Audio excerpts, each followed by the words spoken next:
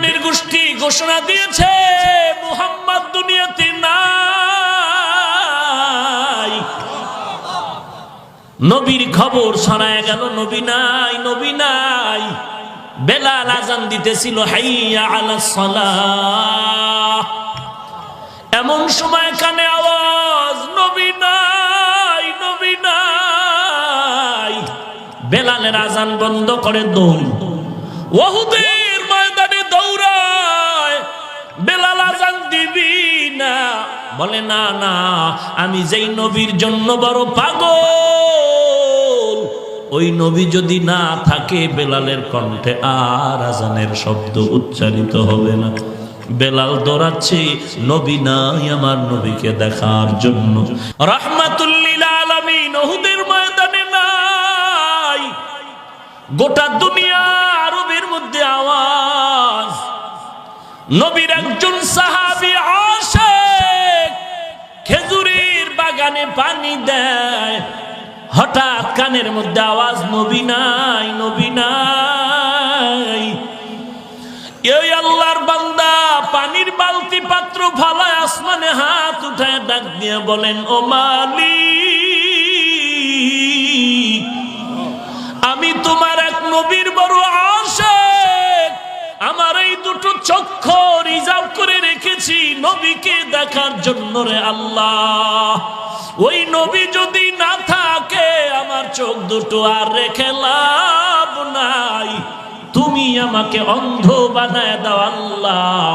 কারণ আমি যদি চোখ দিয়ে নবীকে দেখতে না পাই, এ চোখ দিয়ে আমি আর অন্য কিছু দেখতে চাই না। নবীজির অবস্থা বড় করুণ, রক্তে রঞ্জিত হয়ে গেল উহুদের ময়দান। সাহাবায়ে কেরামের শাহাদাতের রক্ত, উহুদের ময়দান লাল হয়ে গেল। হযরত আলী সহ সাহাবা নবীর হাত ধরে ধরে উঁচু করে দাঁড় করালেন। আমার নবীকে আস্তে আস্তে করে হাঁটায়া উহুদের বিশাল বড় পাহাড়ের পাদদেশ একটি পাথরের উপরে নবীকে বসাইলেন। নবী স্বস্তির নিঃশ্বাস ফেললেন আর বললেন, সাহাবায়ে কেরাম খোঁজ খবর নাও, দেখো আমার এই ময়দানের মধ্যে কোন কোন সাহাবা আমার আল্লাহর মুলাকাতের ডাকে সাড়া দিয়ে শাহাদাত বরণ করেছে।